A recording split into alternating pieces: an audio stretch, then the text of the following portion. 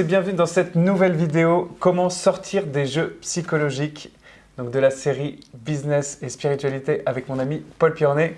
Comment tu vas mon Polo? Eh bien, écoute, très bien, très bien. Et puis cette notion de jeu psychologique, on va voir, c'est vraiment un truc qui peut aider beaucoup de gens. Alors c'est passionnant et donc du coup les jeux psychologiques, on va expliquer un petit peu ce que c'est, mais je te laisserai expliquer, c'est des différentes modalités de rapport qu'on a vis-à-vis de nous-mêmes, vis-à-vis des autres qui peuvent nous desservir. Absolument. Donc je voulais savoir, toi déjà, est-ce que tu peux définir ce que sont un peu ces jeux psychologiques et surtout, comment est-ce qu'on fait pour sortir de ces jeux psychologiques-là? Alors il y a deux choses, d'abord de savoir ce que c'est qu'un jeu psychologique, ensuite d'apprendre à le repérer, et puis après avoir des modalités pour en sortir en fait. Alors c'est quoi ces jeux psychologiques? Alors un jeu psychologique, c'est une situation qui peut être vécue intérieurement ou en interaction avec une autre personne. Donc c'est une modalité de rapport, comme tu le disais. Individuel ou avec les gens? Absolument. Dans lequel on va trouver trois postures. Il y a ce qu'on appelle la victime, il y a un persécuteur et puis il y a un sauveteur. Donc on pourrait faire un triangle comme ça, très simple. Hop. En bas, on met la victime. En haut à gauche, on met le persécuteur en général. Et en haut à droite, on met le sauveteur. Et en fait, c'est un peu comme dans un bon polar. Pour que toi, tu sois stimulé à regarder le film, il nous faut une victime. En général, elle est jeune, jolie, sensible, etc. Il nous faut un bon persécuteur. En général, plus tu avances dans le film, plus tu aperçois qu'il est violent. Et puis, il nous faut un super sauveteur. Ça peut être un James Bond, ça peut être un super policier, un super pompier, enfin quelqu'un qui va nous sortir de la situation. Okay. Et évidemment, le héros va tourner dans les trois. C'est-à-dire que très souvent, le héros, il va tomber à un moment donné dans la posture de victime et on se demande bien comment ça va se finir. Et c'est en général là qu'on t'arrête le film pour que tu puisses revenir voir comment il va se sortir de là. Donc c'est d'abord, il faut le comprendre, un processus qui va générer de la stimulation.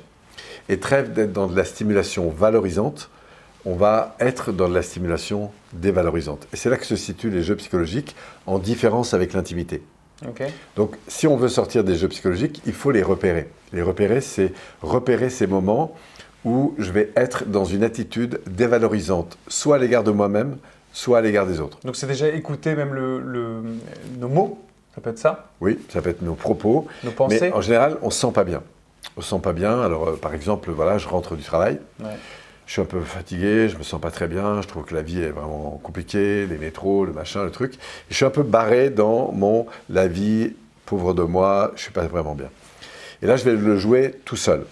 Je sais très bien qu'en rentrant chez moi, si je prenais mes baskets pour aller courir, je sais très bien que ça me ferait du bien. Mais à ce moment-là, mon système inconscient, il est là, à quoi bon?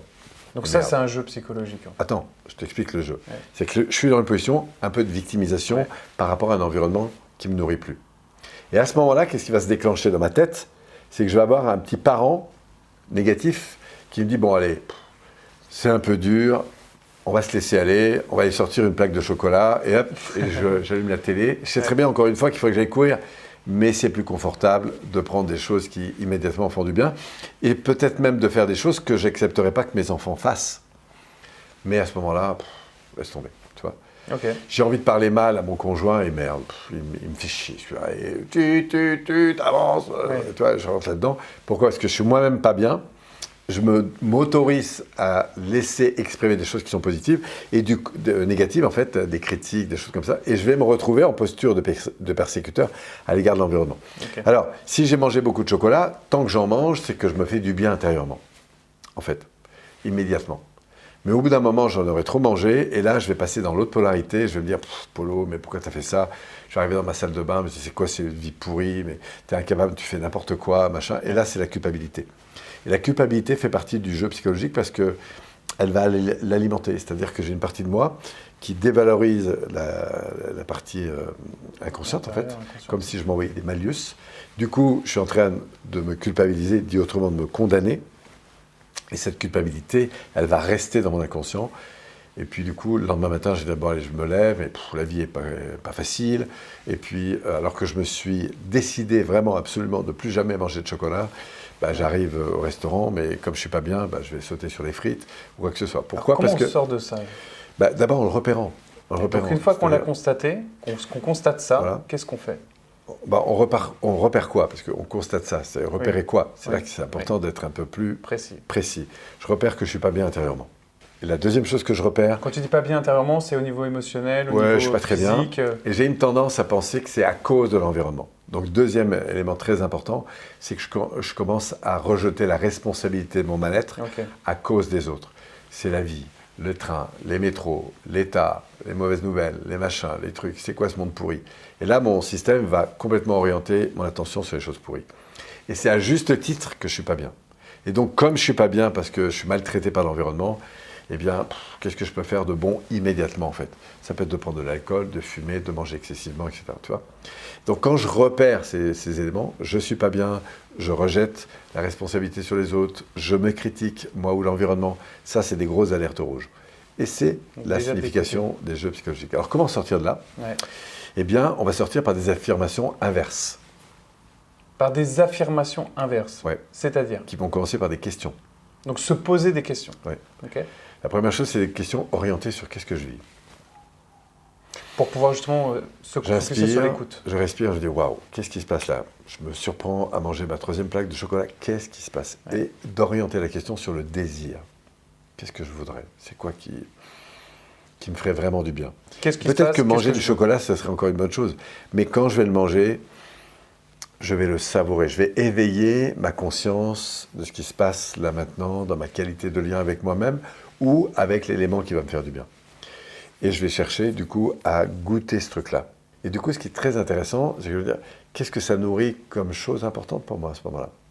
Et c'est pour ça que revenir sur la conscience de ces valeurs, ça change des vies, en fait. Parce que tout d'un coup, on est plus attentif sur c'est quoi mon important? C'est quoi mes besoins? Et surtout, à partir de là, qu'est-ce que moi je peux faire pour ça? Là, immédiatement, tout de suite, pour satisfaire. Si mon truc, c'est de retrouver de l'énergie, parce que c'est important d'en avoir, parce que ça fait partie de mes valeurs d'avoir de l'énergie, qu'est-ce que je peux faire immédiatement pour nourrir cette dimension? Et par exemple, là, si on reprend l'exemple de la culpabilité, par exemple, après les tablettes après le chocolat. Donc j'arrête de me culpabiliser, et je me dis, Polo, quand tu manges du chocolat comme ça avec excès, ferme les yeux. Ressens ce qui se passe et dis-moi, Polo, à quoi tu réponds d'important? C'est ça, c'est de s'écouter et de savoir ce qu'on veut. C'est-à-dire ce petit sauveteur là qui venait me motoriser à faire des choses, je vais le transformer en ce que nous on appelle en parent nourricier, c'est-à-dire en qualité de lien avec moi-même. Et je dirais que sans amour, il n'y aura pas de transformation. Sans amour de ce que je vis en fait. Qu'est-ce qui se passe? J'ai envie de déprimer, j'ai envie de critiquer. Ok, mais qu'est-ce qui se passe, Polo? Même si c'est quelque chose de négatif, si on aime et ça. si moi je suis avec toi et que tu es en train de critiquer parce qu'à la sortie d'une réunion, tu as mal vécu un truc, je peux te dire, oui, tu as raison, c'est tous des nuls, mais je peux dire, tiens, qu'est-ce qui se passe pour toi, Maury?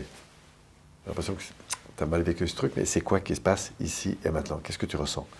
Et par rapport à ça, donc ça c'était une question, hein, et par rapport à ça, c'est quoi que ça révèle d'important en fait pour toi? Et je vais rallumer un réverbère, c'est-à-dire je vais te reconnecter à ton envie, à ton désir. Et oui, tu vas me dire, oui, mais j'aimerais bien que, mais voilà. Ok, mais c'est ça qui est important. Alors je ne sais pas comment on va faire, mais si c'est ça qui est important, imagine que ça progresse. Ce serait quoi l'objectif pour pouvoir répondre à ça? C'est une deuxième question. Mais cette fois-ci orientée sur ta finalité, sur un objectif. Qu'est-ce qu'on pourrait faire qui te ferait du bien? Ok, tu sens que tu manques un peu d'énergie, que tu es démotivé, tu as donc besoin de retrouver de l'énergie. C'est ça qui se passe. En fait, tu as surtout besoin de retrouver de l'énergie. C'est pas que tu es à plat, c'est que tu as besoin de retrouver de l'énergie. Tu sens la différence? C'est pas que tu es seul ou tu as l'impression d'être complètement isolé, que les gens t'aiment pas. C'est que tu as envie de retrouver des liens avec d'autres. C'est ça qui se passe. C'est pas que tu es dans la solitude, c'est que tu sens que tu as un besoin de te mettre en lien avec des gens. Tu sens la différence? Ça, on rallume un réverbère. Excellent, ok, je vois tout à fait. Et c'est comme ça qu'on sort des jeux psychologiques, c'est en écoutant ce qui se passe et en reconnectant. Mais pour ça, il faut de l'intimité. Alors, soit je vais le faire avec toi, soit je vais le faire avec moi. Mais c'est par la qualité de la relation que je vais développer que je vais m'écouter. Et c'est pour ça que s'arrêter quand on est dans une course un peu effrénée, c'est très important. Mais ce n'est pas s'arrêter pour s'arrêter. C'est s'arrêter pour écouter. Écouter ce qui se passe. Faire un bilan. Et quand tu vas commencer à faire sortir des joyaux, quand tu vas écouter ces joyaux, et que tu vas orienter ta vie autour de ces joyaux, tu vas commencer à changer de niveau, c'est-à-dire à changer de standard de vie en fait. Pourquoi? Parce que tu vas développer des comportements qui sont en lien avec ce à quoi tu accroches. Si je ne suis pas bien dans ma relation parce que je ne me sens pas écouté, ça ne veut pas dire que je suis rejeté, ça veut dire que j'ai besoin d'être pris en compte, d'être écouté, d'être pris en compte. Voilà. Donc, c'est vrai, quand tu es en logique et en alignement avec ce que tu es, que tu mets en place des actions qui correspondent à ce que tu es, ce que tu vis, se passe de la magie en fait. Voilà, parce que tu dis, waouh, mon besoin là maintenant, c'est juste que j'aimerais bien que la personne prenne plus de temps avec moi. Et quand elle ne prend pas du temps avec moi au moment où j'avais décidé, parce qu'elle a décidé de mettre l'énergie ailleurs, ça ne veut pas dire qu'elle m'abandonne, ça ne veut pas dire que je suis nul, ça ne veut pas dire que je ne suis pas important à ses yeux, ça veut dire qu'elle a mis l'énergie ailleurs. Par contre, mon besoin, c'est quoi? C'est d'être reconnu, c'est d'être aimé, c'est d'être considéré. Donc, je mesure à quel point, quand elle met son énergie ailleurs, eh bien, j'aurais juste besoin, en fait, qu'elle m'écoute davantage. Voilà. C'est juste ça qui est important. Et quand je vais pouvoir lui communiquer, non pas que je vis mal qu'elle mette son énergie ailleurs, mais je veux dire, tu sais, quand tu prends juste le temps de me dire et de me parler, même si tu vas ailleurs, et que je sens que je suis important à tes yeux, ben, moi je vis différemment en fait. Voilà. Alors, excellent. je ne te dis pas de le faire tous les jours, je te dis que quand tu le fais, ça fait une énorme différence.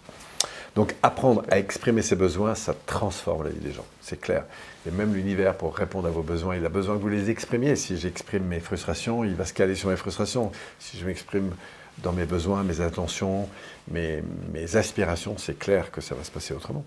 Un message, une chose importante à retenir de ce que tu as dit, ça serait quoi? Apprendre à exprimer de plus en plus ce à quoi on aspire, dans toutes les situations.